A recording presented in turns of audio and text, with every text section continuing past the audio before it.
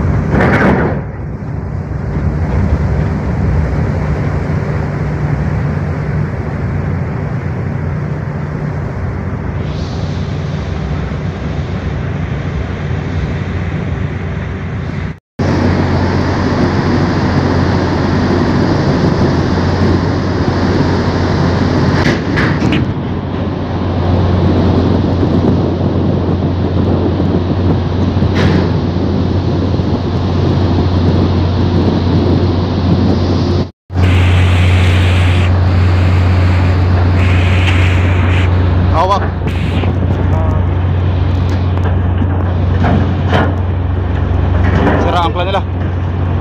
Ang camera, damage.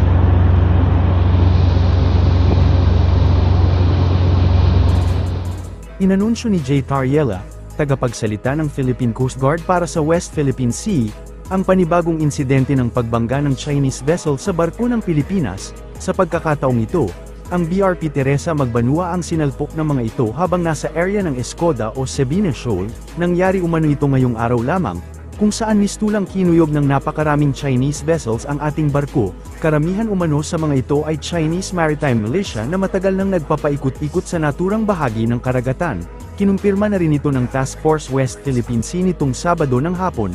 Matatandaan kasi na sobrang nagalit ang China matapos gumamit ang Pilipinas ng helicopter para sa supply mission sa BRP Teresa Magbanua.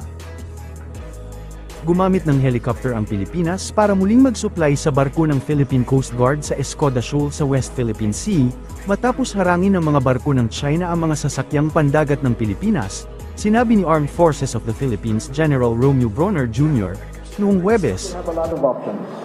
Just if you look at the recent mission of the Coast Guard, for instance, when they were trying to bring supplies to the BRP Teresa Magbanua in Escoda Shoal, they were blocked several times. They attempted more than once, but then finally they brought supplies using their helicopter.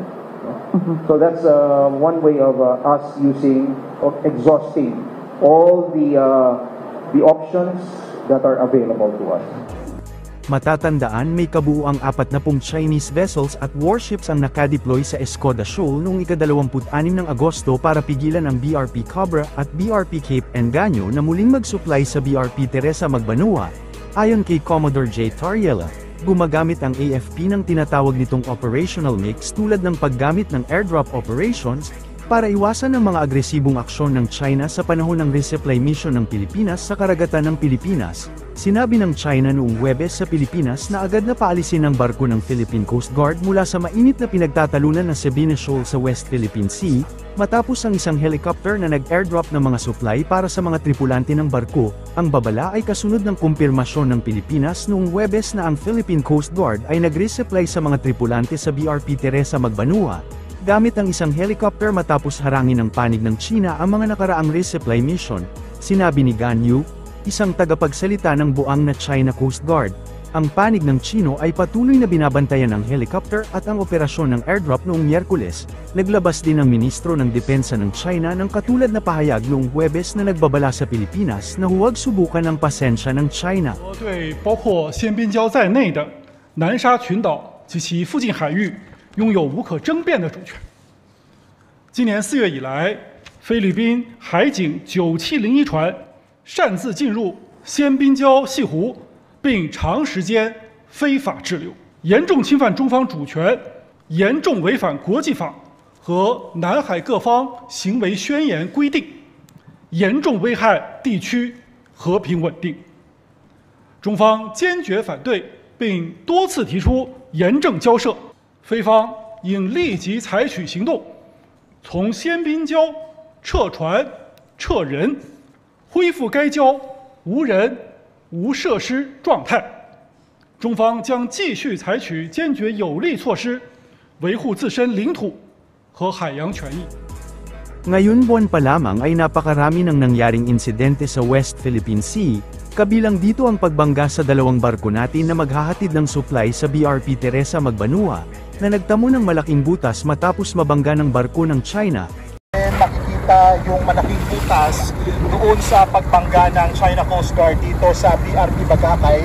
Sa ngayon ay tinakpan na lang muna ng trapal yung butas ay siguro para maiwasan rin na mapasok.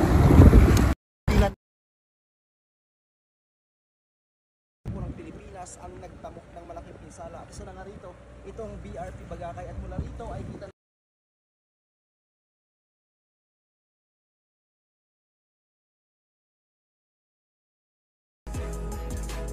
Kabilang rin ang pagpapaputok ng flares ng China laban sa eroplano ng Pilipinas.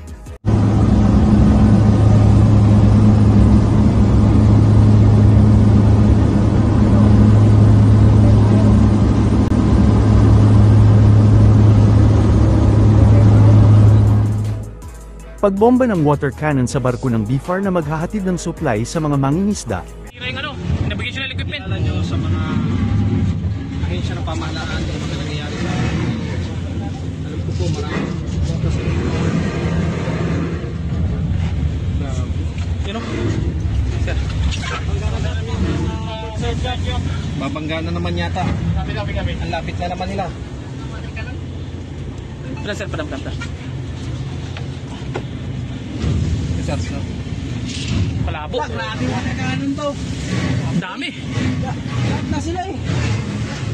Lahat ng CCG naka-water cannon na. At ngayon itong pagbangga sa nakaangkla at nananahimik na BRP Teresa Magbanua sa Escoda o Sabina Shoal. Sira ang plan nila. ang camera. Dami.